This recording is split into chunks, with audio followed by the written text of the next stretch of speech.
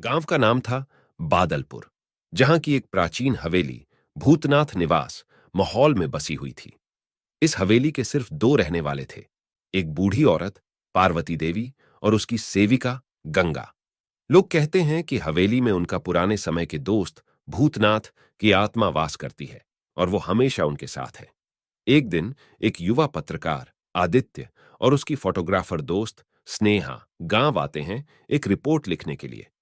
वो भूतनाथ निवास के रहस्यों और कहानियों के बारे में सुनते हैं और फैसला करते हैं कि वो हवेली को एक्सप्लोर करेंगे।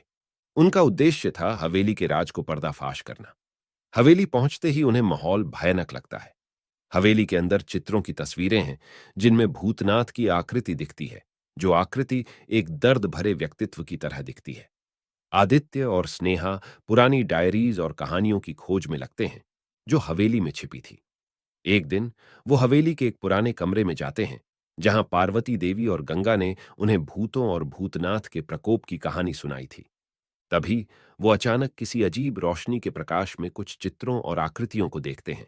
वे चित्रें और आकृतियां एक दिन का पुराना समय दिखाती हैं जब भूतनाथ की मौत हुई थी और हवेली में ऐसा कुछ भयानक घातक हो रहा था जिसके बारे में मुझे कोई पता नहीं था।